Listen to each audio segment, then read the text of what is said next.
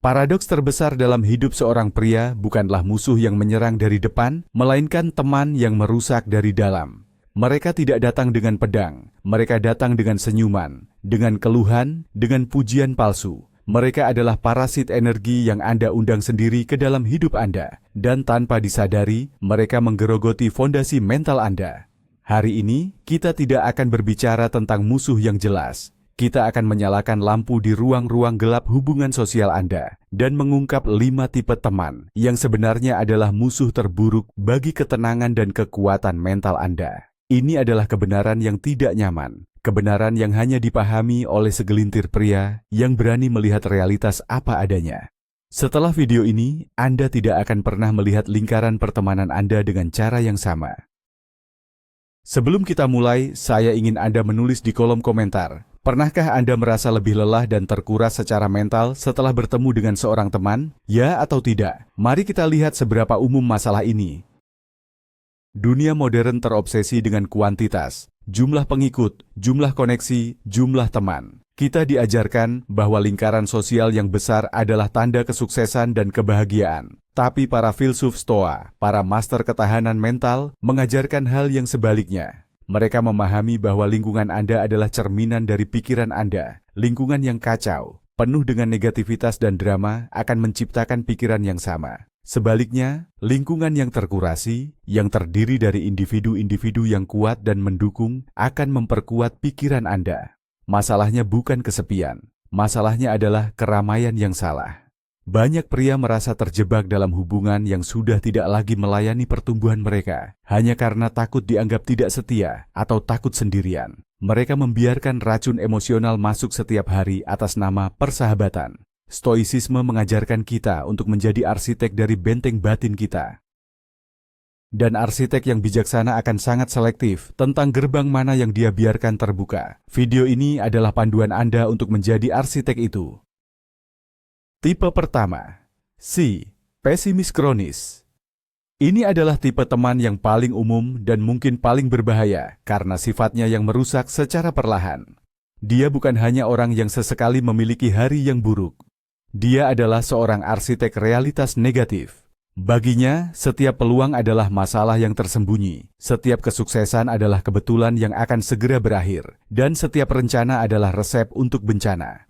Dia membungkus pesimismenya dengan jubah realisme, membuat Anda merasa naif karena memiliki harapan atau ambisi. Dia adalah suara keraguan yang tidak pernah Anda minta, tetapi selalu ada di telinga Anda. Pria yang tidak terlatih secara mental akan menyerap energi ini seperti spons. Dia akan mulai meragukan instingnya sendiri, menurunkan targetnya, dan melihat dunia melalui lensa kelabu milik temannya. Kekuatan mental sejati dimulai dengan kemampuan untuk melindungi optimisme pragmatis Anda, aset paling vital untuk setiap pencapaian besar. Si pesimis kronis adalah pencuri aset tersebut.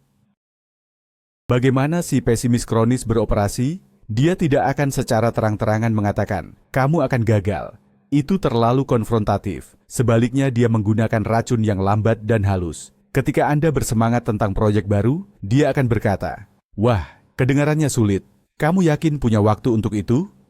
Ketika Anda merayakan sebuah kemenangan kecil, dia akan berkata, "Nikmati selagi bisa, biasanya setelah ini ada masalah besar." Perhatikan polanya. Setiap pernyataan positif dari Anda akan dibalas dengan sebuah tapi yang negatif. Dia adalah ahli dalam what if yang negatif. Bagaimana jika klien tidak suka? Bagaimana jika ekonominya memburuk? Dia menciptakan 1000 skenario kegagalan di benak Anda, sebelum Anda bahkan sempat membayangkan satu skenario kesuksesan. Seorang Stoa memahami bahwa kita tidak bisa mengendalikan peristiwa eksternal, tetapi kita 100% bisa mengendalikan persepsi kita. Si pesimis kronis secara aktif meracuni persepsi Anda, membuat Anda fokus pada hal-hal di luar kendali Anda dengan cara yang paling tidak memberdayakan. Mari kita ambil contoh konkret. Bayangkan Anda memutuskan untuk mulai berlatih di gym secara serius dengan tujuan mengubah fisik Anda dalam 6 bulan. Anda memberitahu teman Anda, si pesimis kronis. Respon pria yang mendukung mungkin, "Luar biasa, bagaimana saya bisa membantumu tetap termotivasi?" Tapi respon si pesimis kronis adalah, saya sudah coba itu. Susah sekali mempertahankannya. Apalagi kalau sudah mulai sibuk kerja, pasti lupa." Lihat, Dia tidak menyerang Anda secara pribadi. Dia memproyeksikan kegagalannya sendiri ke masa depan Anda. Dia menormalkan kegagalan bahkan sebelum Anda memulai. Dia menanam benih keraguan yang, jika tidak dicabut, akan tumbuh menjadi pohon alasan untuk menyerah. Pria yang kuat secara mental akan mendengar ini dan berpikir, itu adalah pengalamanmu, bukan takdirku. Tapi bagi banyak orang, komentar seperti ini cukup untuk memadamkan api motivasi awal. Inilah mengapa lingkaran Anda sangat penting. Lingkaran yang tepat akan menjadi angin bagi api Anda, sementara lingkaran yang salah akan menjadi air yang menyiramnya. Dampak psikologis dari paparan jangka panjang terhadap si pesimis kronis sangatlah dalam. Ini lebih dari sekadar merasa sedih atau tidak termotivasi sesekali. Ini tentang kalibrasi ulang seluruh sistem operasi mental Anda. Anda mulai mengadopsi apa yang disebut ketidakberdayaan yang dipelajari, learned helplessness. Anda mulai percaya bahwa usaha itu sia-sia karena ada terlalu banyak variabel negatif di luar kendali Anda. Ambisi Anda menyusut. Anda berhenti mengambil risiko yang diperhitungkan. Anda mulai hidup dalam mode bertahan, bukan mode berkembang. Secara esensial, Anda menginternalisasi suaranya sebagai suara Anda sendiri. Anda menjadi pesimis terhadap diri sendiri. Ini adalah pencurian mental tingkat tinggi. Mereka tidak mengambil dompet Anda, mereka mengambil potensi masa depan Anda. Seorang stoa sejati, seperti Seneca, akan mengatakan bahwa kemiskinan sejati bukanlah memiliki terlalu sedikit, tetapi menginginkan terlalu banyak. Dalam konteks ini, si pesimis kronis membuat Anda miskin dengan membuat Anda percaya bahwa Anda tidak pantas menginginkan lebih dari apa yang sudah Anda miliki. Mitos yang harus dihancurkan adalah bahwa si pesimis kronis hanyalah seorang realis. Ini adalah kebohongan yang mereka katakan pada diri mereka sendiri dan orang lain untuk membenarkan pandangan hidup mereka yang terbatas. Realisme adalah melihat fakta apa adanya, baik positif maupun negatif. Realisme adalah mengakui adanya rintangan, lalu memfokuskan energi untuk mengatasinya. Pesimisme, di sisi lain, adalah fiksasi pada rintangan. Pesimisme adalah kemalasan intelektual. Jauh lebih mudah untuk menemukan 100 alasan mengapa sesuatu tidak akan berhasil daripada mencari satu cara untuk membuatnya berhasil. Pria yang kuat secara mental adalah seorang realis pragmatis. Dia melihat dunia dengan mata jernih, dia melihat kesulitan, dia melihat tantangan, tapi dia juga melihat kekuatannya sendiri, kemampuannya untuk beradaptasi, dan peluang yang tersembunyi di dalam setiap kesulitan. Dia mempraktikkan apa yang dikatakan Marcus Aurelius. Hambatan bagi tindakan akan memajukan tindakan. Apa yang menghalangi jalan akan menjadi jalan. Bagi si pesimis, hambatan adalah titik berhenti. Bagi seorang stoa, hambatan adalah bahan bakar. Lalu, apa tindakan stoa dalam menghadapi si pesimis kronis? Jawabannya bukan berdebat. Mencoba meyakinkan seorang pesimis untuk menjadi optimis adalah seperti mencoba mengisi saringan dengan air. Anda hanya akan menghabiskan energi Anda.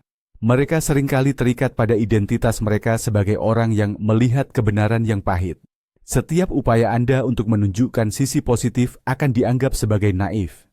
Tindakan stoa yang benar adalah menciptakan jarak. Ini tidak harus menjadi konfrontasi dramatis. Ini bisa dimulai dengan mengurangi frekuensi interaksi, kurangi berbagi tujuan dan ambisi besar Anda dengan mereka. Simpan energi dan antusiasme Anda untuk mereka yang akan mengembangkannya, bukan menguranginya. Anda harus memperlakukan energi mental Anda seperti sumber daya yang terbatas dan berharga. Apakah Anda akan menginvestasikan sumber daya paling berharga Anda pada seseorang yang secara konsisten memberikan imbal hasil negatif? Tentu tidak. Ini bukan tentang kekejaman. Ini tentang pengelolaan sumber daya pribadi yang bijaksana. Anda bertanggung jawab atas kondisi mental Anda, dan itu termasuk mengelola siapa yang memiliki akses ke sana. Perbedaan krusial yang harus dipahami adalah antara kritik konstruktif dan pesimisme destruktif. Seorang teman sejati akan memberikan kritik konstruktif. Dia mungkin berkata, "Itu ide yang hebat, tapi sudahkah kamu memikirkan tentang tantangan X? Mungkin kita bisa mencari cara untuk mengatasinya bersama." Perhatikan perbedaannya. Fokusnya adalah pada solusi dan dukungan. Kritikannya bertujuan untuk memperkuat rencana Anda, bukan untuk menghancurkannya. Sebaliknya, si pesimis kronis akan berkata, "Tantangan X akan menghancurkanmu. Sebaiknya jangan coba-coba." Fokusnya adalah pada masalah sebagai titik akhir. Pria yang bijaksana akan mencari teman yang berani menunjukkan kelemahannya, bukan teman yang hanya melihat kelemahan dalam segala hal. Belajarlah untuk membedakan keduanya. Yang satu adalah seorang pelatih yang ingin Anda menang. Yang lain adalah penonton yang diam-diam berharap Anda tersandung. Pilih lingkaran Anda dengan bijak. Sekarang kita beralih ke tipe kedua, si kompetitor terselubung. Ini adalah archetype yang jauh lebih licik daripada si pesimis kronis. Dia tidak tampak negatif. Sebaliknya, dia seringkali tampak sangat mendukung di permukaan. Dia akan memuji Anda, menepuk punggung Anda, dan mengatakan semua hal yang benar. Tapi di balik senyumannya, ada rasa iri yang mendalam dan keinginan untuk melihat Anda gagal, atau setidaknya tidak pernah melampaui dirinya. Dia adalah teman yang menyimpan papan skor rahasia di kepalanya, dan dia harus selalu unggul. Persahabatan baginya bukanlah tentang saling mengangkat, melainkan tentang kompetisi tanpa akhir. Dia adalah serigala berbulu domba di lingkaran sosial Anda. Dia berbahaya karena dia menyerang keamanan psikologis Anda dari dalam. Dia membuat Anda merasa didukung, sambil secara halus menyabotase kepercayaan diri Anda. Dia adalah pengkhianat emosional. Senjata utama. Si kompetitor terselubung adalah pujian yang ambigu atau backhanded compliment. Ini adalah pujian yang dibungkus dengan duri penghinaan. Misalnya, Anda mendapatkan promosi di tempat kerja. Dia akan berkata, "Wow, selamat. Mereka pasti sangat kekurangan orang sampai mempromosikanmu secepat itu." Atau jika Anda berhasil menyelesaikan maraton, dia mungkin berkata, "Hebat, saya tidak menyangka orang dengan postur tubuh sepertimu bisa melakukannya." Apakah Anda melihat mekanismenya? Dia mengakui pencapaian Anda di permukaan, tetapi menyisipkan keraguan atau penghinaan halus yang menempel di pikiran Anda. Tujuannya adalah untuk mengurangi nilai kemenangan Anda, untuk memastikan bahwa meskipun Anda menang, Anda tidak merasa terlalu baik tentang hal itu. Ini adalah cara pengecut untuk mempertahankan posisinya yang dirasa superior. Pria yang tidak waspada akan mengabaikan duri-duri kecil ini, tetapi seiring waktu, ribuan tusukan kecil ini dapat merusak baju zirah kepercayaan diri Anda. Indikator lain dari si kompetitor terselubung adalah kegembiraannya yang tidak proporsional terhadap kegagalan kecil Anda. Dia mungkin tidak akan menunjukkannya secara terang-terangan, tapi perhatikan baik-baik. Ketika Anda menceritakan sebuah kemunduran atau kesalahan, apakah matanya sedikit berbinar? Apakah dia menjadi lebih peduli dan ingin mendengar semua detailnya, bukan untuk membantu, tetapi untuk menikmati drama tersebut? Ini disebut Schadenfreude, kegembiraan yang berasal dari kemalangan orang lain. Seorang teman sejati akan merasa sedih atas kemunduran Anda dan fokus pada bagaimana membantu Anda bangkit kembali. Si kompetitor terselubung di sisi lain akan merasa lega. Kegagalan Anda memvalidasi posisinya sendiri. Kegagalan Anda membuatnya merasa lebih aman dalam kompetisi rahasianya. Epictetus mengajarkan kita untuk tidak terganggu oleh hal-hal, tetapi oleh penilaian kita tentang hal-hal. Si kompetitor terselubung mencoba untuk memanipulasi penilaian Anda tentang diri sendiri melalui reaksinya terhadap pasang surut hidup Anda. Mengapa seseorang menjadi kompetitor terselubung? Akar masalahnya hampir selalu terletak pada rasa tidak aman yang mendalam. Kesuksesan Anda tidak dilihat sebagai inspirasi, melainkan sebagai cermin yang memantulkan kekurangan mereka sendiri. Mereka tidak memiliki mentalitas kelimpahan, abundance mentality, yang percaya bahwa ada cukup kesuksesan untuk semua orang. Sebaliknya, mereka hidup dalam mentalitas kelangkaan, scarcity mentality, di mana kesuksesan adalah permainan zero sum. Jika Anda naik, mereka merasa harus turun. Alih-alih bekerja untuk meningkatkan diri mereka sendiri, mereka memilih jalan yang lebih mudah, mencoba menarik Anda ke bawah ke level mereka. Memahami ini penting, bukan untuk mengasihani mereka, tetapi untuk mendepersonalisasi serangan mereka. Serangan mereka bukanlah tentang Anda. Ini adalah proyeksi dari pertarungan internal mereka sendiri. Seorang stoa tidak akan marah pada anjing yang menggonggong. Dia hanya akan menjaga jarak. Demikian pula, Anda tidak perlu membenci si kompetitor terselubung. Anda hanya perlu memahami sifatnya dan melindungi diri Anda. Contoh dalam dunia nyata bisa sangat halus. Misalkan Anda mulai berkencan dengan seseorang yang luar biasa. Anda menceritakannya kepada teman Anda, si kompetitor terselubung. Dia mungkin berkata, "Oh, dia terdengar sempurna. Mungkin terlalu sempurna. Hati-hati, biasanya ada udang di balik batu." Dia menanam benih kecurigaan. Atau Anda membeli mobil baru yang sudah lama Anda impikan. Dia akan memeriksanya dan berkata, "Bagus, Tapi bukankah model ini terkenal boros bensin? Dia selalu menemukan awan di setiap langit cerah Anda. Dia adalah ahli dalam mencuri guntur Anda. Tujuannya adalah untuk memastikan bahwa kegembiraan Anda tidak pernah murni 100%. Selalu ada sedikit kecemasan atau keraguan yang dia sisipkan. Ini adalah bentuk kontrol psikologis. Jika dia bisa mengendalikan bagaimana perasaan Anda tentang kesuksesan Anda, dia merasa memiliki kekuatan atas Anda. Tindakan Stoa dalam menghadapi si kompetitor terselubung adalah strategi yang disebut Grey Rock Method atau metode batu abu-abu. Artinya, Anda menjadi membosankan dan tidak reaktif seperti batu abu-abu. Ketika Anda memiliki berita baik, bagikan versi yang lebih sederhana dan tidak terlalu emosional kepadanya. Jangan berikan dia bahan bakar emosional untuk dimanipulasi. Ketika dia memberikan pujian ambigu, terima saja di permukaan tanpa menganalisisnya di depannya. Katakan, terima kasih, dan ganti topik. Jangan berikan dia kepuasan melihat Anda terluka atau bingung oleh kata-katanya. Ingat, tujuannya adalah untuk mendapatkan reaksi emosional. Dengan tidak memberikannya, Anda menghilangkan kekuatannya. Pada saat yang sama, kurangi berbagi informasi tentang kerentanan atau kegagalan Anda. Dia bukan tempat yang aman untuk itu. Bagikan kemenangan Anda dengan mereka yang benar-benar merayakannya, dan bagikan perjuangan Anda dengan mereka yang benar-benar akan membantu Anda. Pria yang kuat secara mental membangun lingkaran pertemanan berdasarkan prinsip Sympatheia Stoa. Kesadaran bahwa kita semua terhubung dan harus saling mendukung. Lingkaran dalamnya adalah sekelompok pria yang beroperasi dengan mentalitas kelimpahan. Kemenangan satu orang dirayakan sebagai kemenangan bagi seluruh kelompok. Mereka saling mendorong untuk menjadi lebih baik, bahkan jika itu berarti suatu hari nanti salah satu dari mereka akan jauh melampaui yang lain. Ini adalah persahabatan yang aman secara psikologis, di mana Anda bisa menjadi rentan tanpa takut dieksploitasi, dan Anda bisa sukses tanpa menimbulkan rasa iri. Jika lingkaran Anda dipenuhi dengan kompetitor terselubung, Anda tidak berada dalam sebuah persaudaraan. Anda berada di arena gladiator yang disamarkan sebagai ruang tamu. Kenali perbedaannya.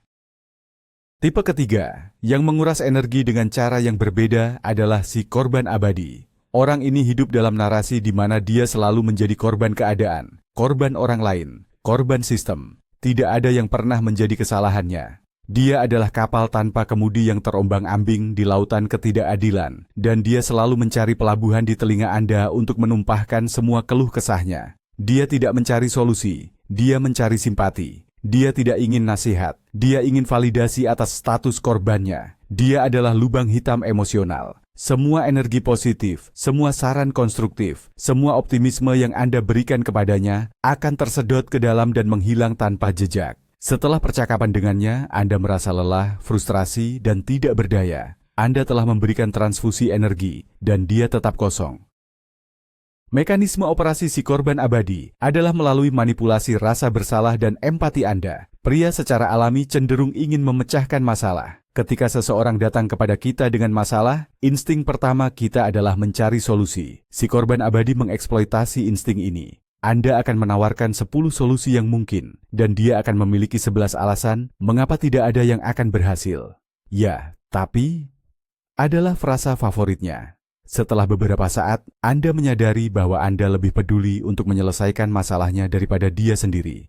Pada titik ini, dia telah berhasil. Dia telah mengubah Anda dari seorang teman menjadi audiens untuk drama pribadinya. Dia telah menyandera energi mental dan waktu Anda. Jika Anda mencoba untuk melepaskan diri, dia akan membuat Anda merasa bersalah, seolah-olah Anda adalah teman yang tidak peduli lainnya, yang telah mengecewakannya. Ini adalah jebakan emosional yang sangat efektif. Prinsip inti stoicisme adalah dikotomi kendali, membedakan antara apa yang bisa kita kendalikan dan apa yang tidak. Si korban abadi hidup secara eksklusif di ranah hal-hal yang tidak bisa dia kendalikan. Dia fokus pada apa yang orang lain lakukan padanya, pada ketidakadilan dunia, pada nasib buruk. Dia telah sepenuhnya melepaskan tanggung jawab atas satu-satunya hal yang benar-benar bisa dia kendalikan, responsnya sendiri. Dengan terus-menerus terlibat dalam keluhannya, Anda secara tidak langsung mendukung pandangan dunia yang tidak berdaya ini. Anda menjadi bagian dari masalah, bukan solusi. Pria yang kuat secara mental memahami bahwa tanggung jawab radikal adalah fondasi dari semua kekuatan. Dia menerima bahwa dia adalah satu-satunya yang bertanggung jawab atas hidupnya, terlepas dari keadaannya. Bergaul dengan si korban abadi secara teratur akan mengikis fondasi ini. Anda mungkin mulai membuat alasan untuk diri sendiri, menyalahkan keadaan, dan kehilangan rasa agensi pribadi Anda. Mari kita ilustrasikan. Teman Anda, si korban abadi, dipecat dari pekerjaannya. Seorang teman yang bertanggung jawab akan berkata, "Saya dipecat, saya perlu menganalisis apa yang salah, apa yang bisa saya pelajari dari ini, dan bagaimana saya bisa menjadi lebih baik di pekerjaan berikutnya." Si korban abadi akan berkata, "Bos saya tidak pernah menyukai saya. Rekan kerja saya menjebak saya. Perusahaan itu memang buruk, selalu saja saya yang sial." Dia akan mengulang cerita ini kepada siapapun yang mau mendengarkan, bukan untuk mencari jalan keluar, tetapi untuk mengumpulkan simpati. Jika Anda menyarankan, mungkin ini kesempatan bagus untuk mempelajari keterampilan baru, dia akan menjawab, "Tidak ada gunanya, pasar kerja sangat buruk." Jika Anda berkata, "Saya bisa bantu perbarui CV-mu," dia akan berkata, "Untuk apa? Tidak akan ada yang mempekerjakan saya." Dia terperangkap dalam siklus menyalahkan, yang membuatnya tidak perlu mengambil tindakan yang sulit dan tidak nyaman untuk memperbaiki situasinya. Bahaya tersembunyi dari si korban abadi adalah dia bisa menular. Mentalitas korban itu seperti virus. Jika Anda terpapar cukup lama, Anda bisa mulai mengadopsi gejalanya. Anda mulai melihat ketidakadilan di mana-mana. Anda mulai merasa bahwa dunia berhutang sesuatu kepada Anda. Anda mulai kehilangan rasa syukur atas apa yang Anda miliki dan hanya fokus pada apa yang tidak Anda miliki. Ini adalah kebalikan dari pola pikir Stoa yang mengajarkan kita untuk menemukan peluang dalam kesulitan dan untuk bersyukur bahkan dalam keadaan yang paling sulit sekalipun. Marcus Aurelius menulis dalam meditasinya untuk dirinya sendiri, bukan untuk orang lain. Dia melatih pikirannya untuk bertanggung jawab. Si korban abadi melakukan yang sebaliknya. Dia melatih pikirannya untuk melepaskan tanggung jawab. Jangan biarkan pelatihannya menjadi pelatihan Anda. Tindakan Stoa dalam menghadapi si korban abadi memerlukan batasan yang tegas dan welas asih. Anda tidak perlu menjadi tidak berperasaan. Anda bisa berkata, "Saya turut prihatin kamu mengalami itu. Kedengarannya sangat sulit. Akui perasaannya." Tapi kemudian segera pindahkan fokus ke ranah kendali. Ajukan pertanyaan seperti, "Mengingat semua itu, apa satu langkah kecil yang bisa kamu ambil sekarang untuk memperbaiki situasimu sekecil apapun?"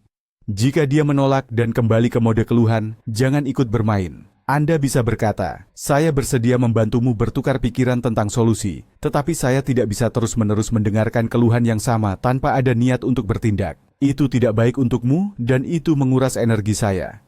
Ini mungkin terdengar kasar, tetapi ini sebenarnya lebih welas asih. Anda menolak untuk mendukung ketidakberdayaannya.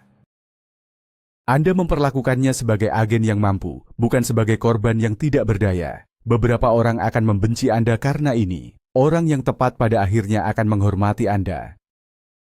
Pria yang kuat secara mental mengelilingi dirinya dengan pria tindakan. Orang-orang yang, ketika dihadapkan pada masalah, bertanya, "Oke, apa yang bisa kita lakukan?" Bukan, "Mengapa ini terjadi padaku?" Mereka adalah pemecah masalah, bukan pengeluh. Lingkaran seperti ini menciptakan momentum ke depan. Energi kolektif difokuskan pada pertumbuhan, solusi, dan ketahanan. Sebaliknya, lingkaran yang penuh dengan korban menciptakan kolam renang penderitaan, di mana semua orang hanya berendam dalam masalah mereka tanpa pernah mencoba untuk keluar. Pilihlah dengan bijak di mana Anda ingin berenang. Apakah Anda ingin berada di arus sungai yang bergerak menuju lautan peluang, atau di genangan air yang tergenang dan penuh dengan keluhan? Pilihan ada di tangan Anda. Tipe keempat, si pengguna waktu. Arketip ini mungkin yang paling transaksional dari semuanya. Dia tidak selalu negatif atau dramatis. Faktanya dia bisa sangat menawan dan menyenangkan ketika dia menginginkan sesuatu. Tapi itulah kuncinya. Ketika dia menginginkan sesuatu, hubungan dengan si pengguna waktu bersifat satu arah. Dia hanya muncul ketika dia membutuhkan bantuan, nasihat, uang, koneksi, atau sekadar telinga untuk mendengarkan. Dia adalah teman cuaca cerah secara terbalik. Dia muncul saat badai dalam hidupnya dan menghilang begitu mataharinya bersinar lagi. Anda baginya bukanlah seorang teman, melainkan sebuah sumber daya, sebuah utilitas yang bisa diaktifkan sesuai kebutuhan. Dia melihat persahabatan bukan sebagai hubungan timbal balik, tetapi sebagai rekening bank emosional dan praktis di mana hanya dia yang berhak melakukan penarikan. Bagaimana cara kerja si pengguna waktu? Polanya sangat bisa diprediksi. Anda mungkin tidak mendengar kabar darinya selama berbulan-bulan. Kemudian tiba-tiba telepon Anda berdering atau pesan masuk. Panggilan itu hampir selalu dimulai dengan basa-basi singkat. "Hei, apa kabar? Sudah lama ya?" Sebelum langsung ke intinya, "Dengar, aku butuh bantuanmu." Permintaannya bisa beragam, mulai dari meminjam mobil Anda, meminta bantuan pindahan, hingga meminta nasihat profesional gratis yang seharusnya dia bayar. Setelah Anda memberikan apa yang dia butuhkan, dia akan sangat berterima kasih, berjanji akan membalas budi suatu hari nanti, dan kemudian dia akan menghilang lagi ke dalam ether. Dia tidak pernah menelepon hanya untuk menanyakan kabar Anda. Dia tidak pernah ada saat Anda yang membutuhkan bantuan. Komunikasi dengannya terasa seperti transaksi bisnis, di mana Anda selalu menjadi pihak yang memberi. Dari perspektif Stoa, nilai sejati seseorang terletak pada karakternya, bukan pada apa yang bisa mereka berikan kepada kita. Persahabatan sejati, menurut para filsuf Stoa, didasarkan pada kebajikan bersama dan keinginan tulus untuk melihat satu sama lain berkembang. Ini adalah hubungan jiwa, bukan transaksi sumber daya. Si pengguna waktu melanggar prinsip fundamental ini. Dia menilai Anda bukan dari siapa Anda, tetapi dari apa yang bisa Anda lakukan untuknya. Ini adalah bentuk objektifikasi yang halus. Dia tidak melihat Anda sebagai manusia seutuhnya, dengan kebutuhan dan keinginan Anda sendiri. Dia melihat Anda sebagai alat untuk mencapai tujuannya. Terlibat dalam hubungan seperti ini dalam jangka panjang dapat merusak harga diri Anda. Anda mungkin mulai merasa bahwa nilai Anda hanya terletak pada kegunaan Anda bagi orang lain, bukan pada nilai intrinsik Anda sebagai pribadi. Mari kita bedakan antara seorang teman yang benar-benar membutuhkan bantuan dan si pengguna waktu. Seorang teman sejati akan merasa tidak enak meminta bantuan. Dia akan menghargai waktu dan energi Anda. Dia akan ada untuk Anda di lain waktu ketika Anda membutuhkannya. Ada timbal balik, ada keseimbangan. Si pengguna waktu di sisi lain memiliki rasa berhak, entitlement. Dia merasa seolah-olah dia berhak atas waktu dan sumber daya Anda. Dia tidak menunjukkan rasa terima kasih yang tulus, hanya kelegaan karena kebutuhannya telah terpenuhi. Cara termudah untuk mengujinya adalah dengan mengatakan, tidak. Seorang teman sejati akan mengerti dan berkata, "Tidak masalah, terima kasih sudah mempertimbangkannya." Si pengguna waktu akan menjadi kesal, mencoba membuat Anda merasa bersalah, atau simplesmente menghilang dan mencari sumber daya berikutnya. Penolakannya adalah ujian lakmus yang mengungkapkan sifat asli hubungan itu. Dampak dari membiarkan si pengguna waktu dalam hidup Anda adalah erosi batas-batas pribadi Anda. Setiap kali Anda mengatakan ya, ketika seharusnya mengatakan tidak, Anda mengirimkan pesan ke diri sendiri bahwa kebutuhan orang lain lebih penting daripada kebutuhan Anda. Anda melatih diri Anda untuk menjadi orang yang menyenangkan orang lain, people pleaser, yang merupakan resep untuk kelelahan dan kebencian. Stoicisme mengajarkan pentingnya menghargai sumber daya kita yang paling berharga, waktu. Seneca menulis secara ekstensif tentang betapa borosnya kita dengan waktu kita, memberikannya kepada siapa saja yang meminta, padahal itu adalah satu-satunya hal yang tidak akan pernah bisa kita dapatkan kembali. Dengan memberikan waktu Anda kepada si pengguna waktu, Anda tidak hanya mengizinkan dia untuk tidak menghargai Anda, tetapi Anda juga tidak menghargai diri sendiri. Anda mengorbankan waktu yang bisa Anda gunakan untuk pertumbuhan pribadi, istirahat, atau untuk orang-orang yang benar-benar peduli pada Anda. Tindakan Stoa di sini adalah tentang membangun dan menegakkan batasan. Ini dimulai dengan kesadaran diri. Kenali pola-pola ini. Ketika si pengguna waktu menghubungi Anda, tanyakan pada diri sendiri, apakah saya membantu orang ini karena persahabatan yang tulus, atau karena saya merasa wajib atau takut akan konfrontasi? Jika jawabannya adalah yang terakhir, Anda perlu bertindak. Anda tidak harus kasar. Anda bisa mengatakan tidak dengan sopan namun tegas. Maaf, saya tidak bisa membantumu dengan itu saat ini. Anda tidak perlu memberikan penjelasan panjang lebar. Tidak adalah kalimat yang lengkap. Awalnya akan terasa tidak nyaman, terutama jika Anda sudah lama menjadi pemberi. Tapi setiap kali Anda menegakkan batasan, Anda membangun otot harga diri Anda. Anda mengklaim kembali kendali atas waktu dan energi Anda, aset paling fundamental bagi seorang pria yang ingin membangun kehidupan yang luar biasa. Pria yang kuat secara mental memandang hubungan sebagai investasi bersama. Ada setoran dan penarikan dari kedua belah pihak. Dia murah hati dengan waktu dan sumber dayanya, tetapi dia memberikannya kepada mereka yang juga berinvestasi dalam hubungan itu. Dia tidak melihatnya sebagai perhitungan yang kaku, tetapi sebagai aliran energi yang sehat dan seimbang. Dia memahami bahwa membantu orang lain adalah bagian dari kebajikan, tetapi dia juga memahami perbedaan antara kemurahan hati dan eksploitasi diri. Dia membangun lingkaran di mana setiap orang adalah sumber daya bagi yang lain, di mana ada rasa saling mendukung yang tulus. Dia tidak memiliki teman dalam daftarnya, dia memiliki sekutu. Jika ada seseorang dalam hidup Anda yang interaksinya secara konsisten terasa seperti transaksi di mana Anda selalu membayar, mungkin sudah waktunya untuk mempertimbangkan kembali syarat dan ketentuan persahabatan itu. Terakhir, tipe kelima, yang mungkin paling sentimental dan sulit untuk dilepaskan, si nostalgia. Orang ini tidak jahat, dia tidak ingin menyakiti Anda. Faktanya, dia mungkin sangat menyayangi Anda, tapi dia menyayangi versi lama dari Anda. Dia adalah penjaga museum masa lalu Anda. Dia terus-menerus berbicara tentang masa-masa indah, tentang lelucon lama, kebiasaan lama, dan versi diri Anda yang sudah tidak ada lagi. Masalahnya adalah, dia secara aktif atau pasif menolak pertumbuhan dan evolusi Anda. Setiap kali Anda mencoba untuk bergerak maju, mengadopsi kebiasaan baru yang lebih sehat, atau mengejar tujuan yang lebih tinggi, dia mencoba menarik Anda kembali ke zona nyaman masa lalu. Dia berbahaya bukan karena niat jahatnya, tetapi karena cintanya pada stagnasi. Bagaimana si nostalgia beroperasi? Dia menggunakan kenangan sebagai jangkar. Ketika Anda berkata, "Saya berhenti minum alkohol untuk fokus pada kesehatan saya," dia akan menjawab, "Ayolah, ingat waktu kita."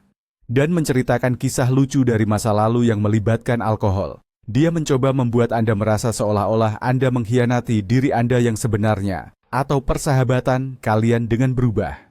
Ketika Anda berbicara tentang buku baru yang sedang Anda baca atau tujuan karir yang ambisius, dia akan terlihat bosan dan dengan cepat mengubah topik pembicaraan, kembali ke hal-hal yang sudah dikenal dari masa lalu.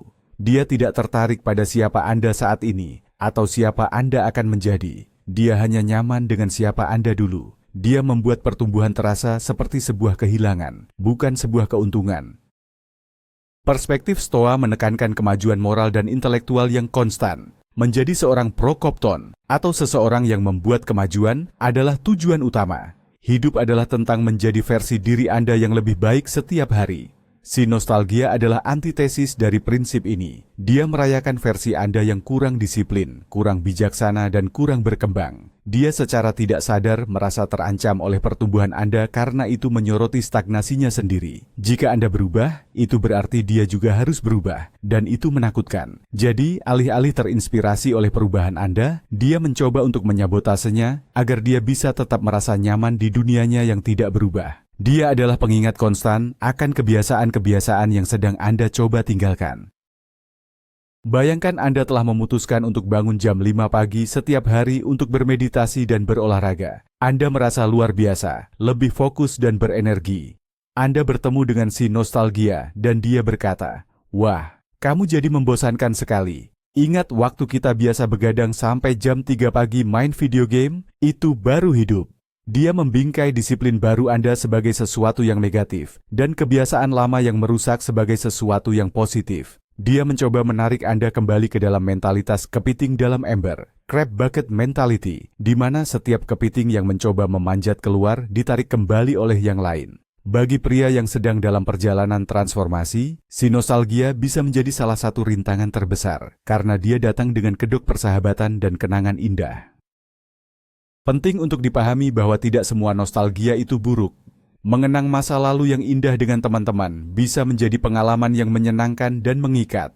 Perbedaannya terletak pada keseimbangan dan niat. Dalam persahabatan yang sehat, kenangan masa lalu adalah fondasi, bukan langit-langit. Anda bisa tertawa tentang masa lalu sambil juga bersemangat tentang masa depan masing-masing. Dengan si nostalgia, masa lalu adalah satu-satunya topik pembicaraan. Dia tidak memiliki rasa ingin tahu yang tulus tentang tujuan atau aspirasi baru Anda. Dia tidak ingin mendengar tentang kemajuan Anda, karena itu adalah bahasa asing baginya. Dia ingin Anda tetap berada di halaman yang sama dalam buku kehidupan, sementara Anda mencoba untuk menulis bab berikutnya. Tindakan Stoa dalam menghadapi si nostalgia membutuhkan kesabaran, tetapi juga ketegasan. Anda tidak perlu menghapus semua kenangan indah Anda, tetapi Anda harus dengan lembut dan konsisten memperkenalkan versi baru dari diri Anda ke dalam hubungan itu. Ketika dia mencoba menarik Anda ke masa lalu, akui kenangan itu sebentar. Ya, itu masa yang menyenangkan. Lalu dengan tegas arahkan pembicaraan kembali ke masa kini atau masa depan. Tapi saat ini saya sangat bersemangat tentang proyek X Aiwa. Undang dia untuk berpartisipasi dalam aktivitas baru Anda yang lebih sehat. Beberapa teman akan beradaptasi dan tumbuh bersama Anda. Mereka akan mulai menghormati versi baru Anda. Namun, banyak yang tidak akan bisa. Mereka akan perlahan-lahan menjauh karena mereka tidak lagi memiliki koneksi dengan Anda yang baru. Biarkan mereka pergi dengan damai. Ini bukan kegagalan persahabatan. Ini adalah evolusi alami dari kehidupan. Pria yang kuat secara mental menghormati masa lalunya, tetapi tidak tinggal di sana. Dia menggunakan pelajaran dari masa lalu sebagai bahan bakar untuk masa depan, bukan sebagai tempat tidur gantung untuk bersantai. Dia secara aktif mencari teman-teman yang tidak hanya menerima pertumbuhannya, tetapi juga menuntutnya. Dia ingin berada di sekitar orang-orang yang menginspirasinya untuk menjadi lebih baik, bukan orang-orang yang merindukan versi dirinya yang lebih buruk. Dia memahami bahwa untuk mencapai level berikutnya, lingkarannya juga harus naik level. Terkadang, ini berarti beberapa orang yang memulai perjalanan dengan Anda tidak akan ada di garis finish. Dan itu tidak apa-apa. Seperti yang dikatakan oleh filsuf Heraklitus, satu-satunya hal yang konstan adalah perubahan. Persahabatan sejati harus bisa beradaptasi dengan perubahan itu. Jika tidak, itu hanyalah sebuah artefak dari masa lalu. Setelah mengidentifikasi 5 arketipe ini, si pesimis kronis, si kompetitor terselubung, si korban abadi, si pengguna waktu, dan si nostalgia. Pertanyaan logis berikutnya adalah, apa yang harus saya lakukan sekarang? Jawaban Stoa tidak terletak pada konfrontasi yang marah atau pemutusan hubungan yang dramatis. Jawaban Stoa terletak pada tindakan yang disengaja, tenang, dan terinternalisasi.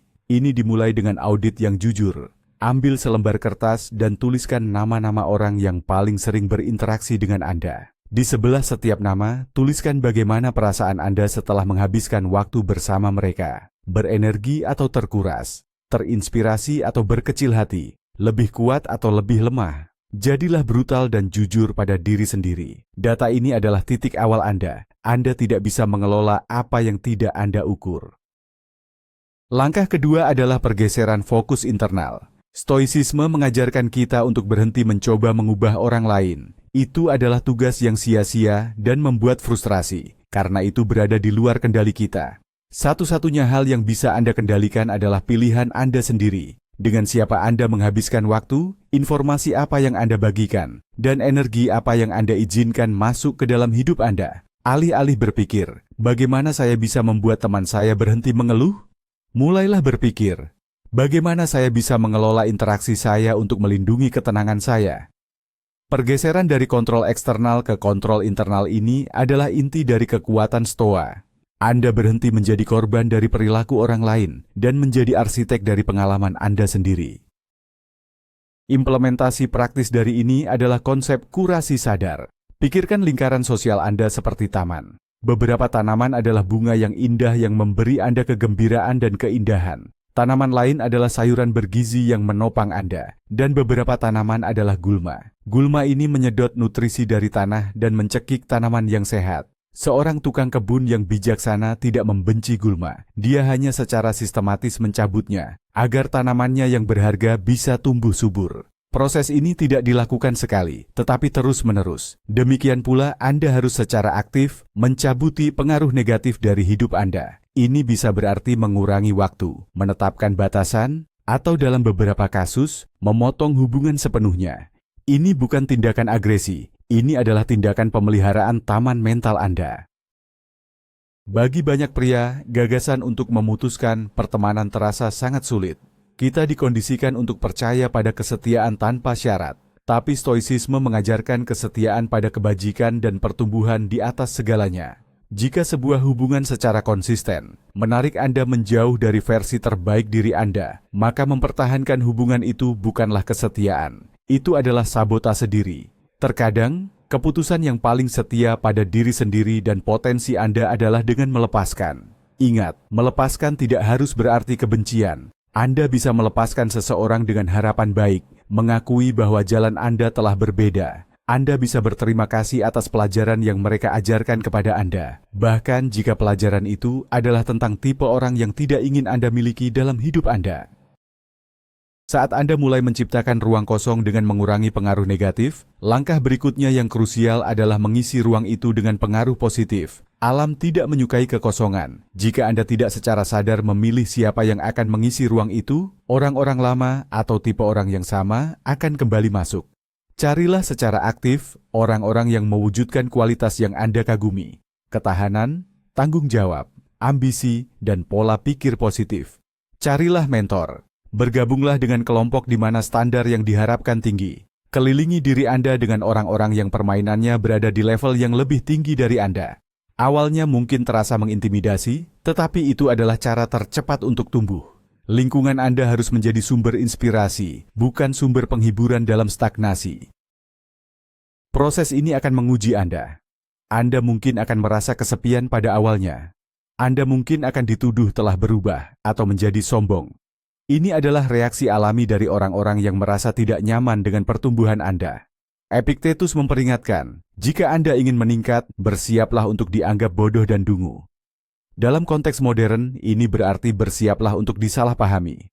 Tapi kesepian sementara yang datang dari menetapkan standar yang lebih tinggi, jauh lebih baik daripada keputusasaan seumur hidup yang datang dari berada di keramaian yang salah. Pria yang kuat secara mental memahami bahwa lebih baik berjalan sendirian menuju tujuan yang benar daripada berjalan bersama kerumunan ke arah yang salah.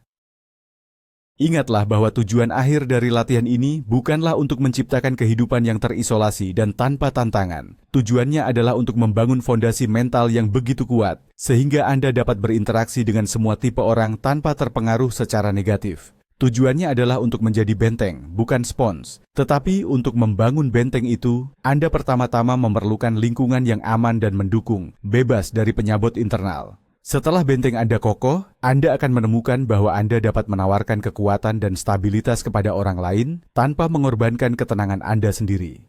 Anda menjadi mercusuar, bukan sekoci yang ikut tenggelam.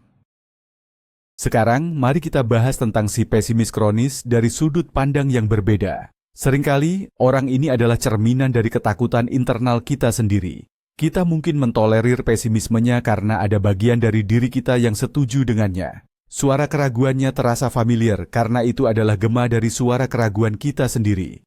Oleh karena itu, langkah pertama dalam menangani mereka secara eksternal adalah dengan menangani pesimisme internal Anda. Latih pikiran Anda untuk mencari solusi, bukan masalah. Latih rasa syukur setiap hari untuk mengkalibrasi ulang fokus Anda pada hal-hal positif. Ketika Anda membangun optimisme pragmatis yang kuat di dalam, pesimisme eksternal akan kehilangan daya cengkeramnya. Itu akan terdengar seperti kebisingan statis, bukan seperti kebenaran. Untuk si kompetitor terselubung, penangkal utamanya adalah kepercayaan diri yang mendalam dan tidak rapuh. Kepercayaan diri yang sejati tidak berasal dari perbandingan dengan orang lain. Itu berasal dari perbandingan dengan diri Anda kemarin. Ketika Anda fokus pada kemajuan Anda sendiri, pada proses Anda sendiri, papan skor rahasia miliknya menjadi tidak relevan. Pujian ambigu mereka tidak akan menyengat karena validasi Anda datang dari dalam. Anda tidak memerlukan persetujuan mereka atas kesuksesan Anda. Dengan mengadopsi apa yang oleh para stoa disebut benteng batin, Anda menjadi kebal terhadap panah-panah kecil iri hati mereka. Anda bersaing hanya dengan satu orang, potensi tertinggi Anda sendiri. Dalam menghadapi si korban abadi, kembangkan apa yang bisa disebut empati yang berjarak. Anda bisa memahami dan mengakui penderitaan mereka tanpa harus ikut tenggelam di dalamnya. Bayangkan Anda adalah seorang penjaga pantai. Anda bisa melemparkan pelampung, solusi dukungan terbatas, tetapi Anda tidak akan melompat ke air yang bergolak tanpa rencana, yang hanya akan membuat Anda berdua tenggelam. Pelampung Anda adalah pertanyaan yang berfokus pada tindakan. Apa yang akan kamu lakukan tentang itu? Pertanyaan ini dengan lembut mengembalikan tanggung jawab kepada mereka. Ini adalah tindakan welas asih yang sejati, karena mendorong agensi pribadi, yang merupakan satu-satunya jalan keluar dari mentalitas korban. Melawan tarikan. Si pengguna waktu membutuhkan pemahaman yang mendalam tentang nilai diri Anda. Anda harus percaya bahwa waktu dan energi Anda berharga, terlepas dari kegunaan Anda bagi orang lain. Latihan praktis yang baik adalah dengan sengaja menjadwalkan waktu untuk diri sendiri di kalender Anda, waktu untuk membaca, berpikir, atau tidak melakukan apa-apa, dan melindunginya sama seperti Anda melindungi janji temu bisnis yang penting. Ketika Anda mulai menghargai waktu Anda sendiri, akan menjadi lebih mudah untuk menolak permintaan yang tidak menghargainya. Anda akan berhenti melihat waktu luang sebagai kosong dan mulai melihatnya sebagai terisi dengan pemulihan dan pertumbuhan pribadi Anda.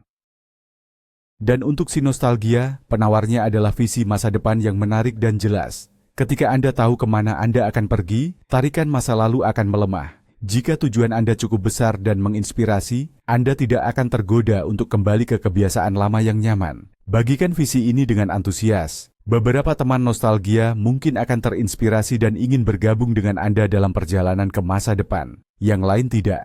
Visi Anda bertindak sebagai filter alami. Mereka yang beresonansi dengannya akan tetap ada. Mereka yang tidak secara alami akan tertinggal. Jangan takut pada filter ini. Itu adalah proses yang diperlukan untuk menyelaraskan realitas eksternal Anda dengan aspirasi internal Anda.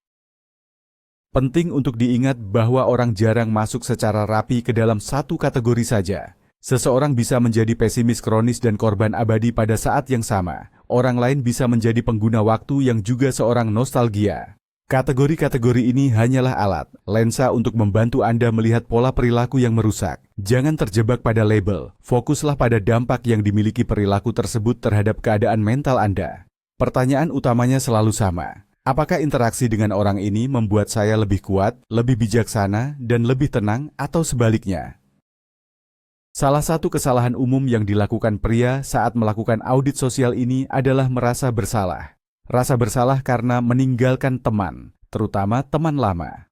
Pahami ini, orang tumbuh dan berubah. Dua pohon yang ditanam berdampingan bisa tumbuh ke arah yang sangat berbeda untuk mencari cahaya matahari. Itu bukan kesalahan pohon manapun, itu adalah bagian dari sifat pertumbuhan. Menjaga hubungan yang tidak lagi sehat bukan hanya merugikan Anda, itu juga tidak adil bagi mereka. Anda memberi mereka versi diri Anda yang tidak otentik dan penuh kebencian, sambil menahan mereka dalam dinamika yang juga menghambat pertumbuhan mereka. Pelepasan yang jujur seringkali merupakan tindakan kebaikan terbesar bagi kedua belah pihak. Pikirkan tentang hukum rata-rata. Dikatakan bahwa Anda adalah rata-rata dari 5 orang yang paling sering Anda habiskan waktu bersamanya. Ini berlaku untuk pendapatan, kesehatan, dan yang paling penting, pola pikir Anda. Lihatlah 5 orang terdekat Anda. Apakah rata-rata mereka adalah seseorang yang Anda cita-citakan? Jika tidak, maka secara matematis, mereka menarik Anda ke bawah, bukan mengangkat Anda. Stoicisme adalah tentang mengambil kendali atas apa yang bisa Anda kendalikan. Dan pilihan teman Anda adalah salah satu tuas kendali paling kuat yang Anda miliki atas lintasan hidup Anda. Gunakan tuas itu dengan bijaksana. Saat Anda mulai menerapkan perubahan ini, lakukanlah secara bertahap. Jangan mengumumkan deklarasi besar kepada semua orang. Cukup mulai dengan membuat pilihan yang berbeda setiap hari. Pilih untuk tidak mengangkat telepon dari si pengguna waktu. Pilih untuk mempersingkat percakapan dengan si korban abadi. Pilih untuk menghabiskan Sabtu malam, membaca buku daripada pergi ke bar dengan si nostalgia. Ini adalah serangkaian keputusan kecil dan sunyi yang, seiring waktu, akan secara radikal mengubah realitas sosial dan mental Anda. Kekuatan sejati dibangun dalam tindakan-tindakan kecil yang tidak terlihat, bukan dalam gestur-gestur besar yang dramatis. Kritik yang mungkin Anda dengar adalah bahwa pendekatan ini egois. Mari kita definisikan kembali egoisme. Egoisme yang merusak adalah mengorbankan orang lain untuk diri sendiri. Apa yang kita bicarakan di sini adalah pelestarian diri yang cerdas. Anda tidak bisa menuang dari cangkir yang kosong. Dengan melindungi energi dan kesehatan mental Anda sebenarnya menjadi lebih mampu untuk menjadi teman, pasangan, dan pemimpin yang lebih baik bagi orang-orang yang benar-benar penting. Anda berhenti menjadi unit gawat darurat emosional yang reaktif dan menjadi sumber stabilitas dan kekuatan yang stabil. Ini adalah bentuk pelayanan tertinggi, baik untuk diri sendiri maupun untuk dunia. Pertimbangkan metafora seorang atlet profesional. Apakah dia egois karena mengatur pola makannya dengan ketat? Apakah dia egois karena tidak begadang semalam sebelum pertandingan besar? Tentu tidak. Dia hanya memahami bahwa untuk berkinerja di level elit, dia harus mengelola lingkungannya secara obsesif. Pria yang berkomitmen pada kekuatan mental harus mengadopsi pola pikir yang sama. Lingkaran sosial Anda adalah diet mental Anda. Apakah Anda mengonsumsi junk food emosional berupa gosip, keluhan, dan negativitas, atau apakah Anda mengonsumsi makanan super berupa ide-ide besar, dukungan, dan ambisi? Pilihan ada di tangan Anda di setiap interaksi. Jangan lupakan peran Anda sendiri dalam dinamika ini. Mungkin Anda telah menarik tipe-tipe orang ini karena Anda sendiri memancarkan getaran tertentu. Mungkin Anda adalah penyelamat yang menarik para korban. Mungkin Anda adalah people pleaser yang menarik para pengguna. Saat Anda bekerja pada diri sendiri, membangun harga diri, menetapkan batasan, mengambil tanggung jawab radikal, Anda akan menemukan bahwa Anda secara alami akan mulai menolak tipe-tipe ini dan menarik individu yang lebih selaras. Transformasi eksternal selalu dimulai dengan pekerjaan internal. Lingkaran sosial Anda yang baru akan menjadi cerminan dari diri Anda yang baru dan lebih kuat. Marcus Aurelius sering menulis tentang hidup sesuai dengan alam, baik alam semesta maupun alam kita sendiri sebagai makhluk rasional. Apakah wajar untuk secara sukarela menghabiskan waktu dengan orang-orang yang membuat Anda merasa lebih buruk? Apakah rasional untuk menginvestasikan aset Anda yang paling terbatas, yaitu waktu, ke dalam hubungan yang memberikan imbal hasil negatif? Jawabannya jelas. Tindakan membersihkan lingkaran sosial Anda dari toksisitas bukanlah tindakan dingin atau perhitungan. Itu adalah tindakan rasionalitas tertinggi. Itu adalah tindakan menyelaraskan kehidupan eksternal Anda dengan panggilan internal Anda untuk tumbuh dan menjadi versi terbaik dari diri Anda. Akhirnya, miliki kesabaran dengan diri sendiri selama proses ini. Anda mungkin akan membuat kesalahan. Anda mungkin akan kembali ke pola lama sesekali. Itu normal. Tujuannya bukanlah kesempurnaan, melainkan kemajuan. Setiap kali Anda berhasil menetapkan batasan, setiap kali Anda memilih interaksi yang sehat daripada yang tidak sehat, rayakan kemenangan kecil itu. Anda sedang melatih kembali otot-otot mental yang mungkin telah lama tidak aktif. Seperti halnya latihan fisik, konsistensi lebih penting daripada intensitas. Teruslah berlatih, teruslah menyempurnakan, dan seiring waktu, Anda akan membangun lingkaran dalam yang bukan hanya tempat berlindung, tetapi juga landasan peluncuran untuk potensi tertinggi Anda. Kesalahan terbesar yang bisa Anda buat setelah menonton video ini adalah tidak melakukan apa-apa. Pengetahuan tanpa tindakan adalah ilusi kemajuan. Anda mungkin merasa lebih pintar sekarang karena Anda bisa memberi label pada orang-orang di sekitar Anda, tetapi tidak ada yang akan berubah sampai Anda mengambil tindakan. Pilih satu orang, satu interaksi, satu batasan yang akan Anda terapkan minggu ini. Mulailah dari yang kecil, bangun momentum. Ingat, Anda adalah penjaga gerbang pikiran Anda. Tugas Anda adalah memeriksa setiap pengaruh yang mencoba masuk. Apakah itu memperkuat benteng Anda atau melemahkannya? Hanya Anda yang bisa memutuskan siapa yang boleh masuk.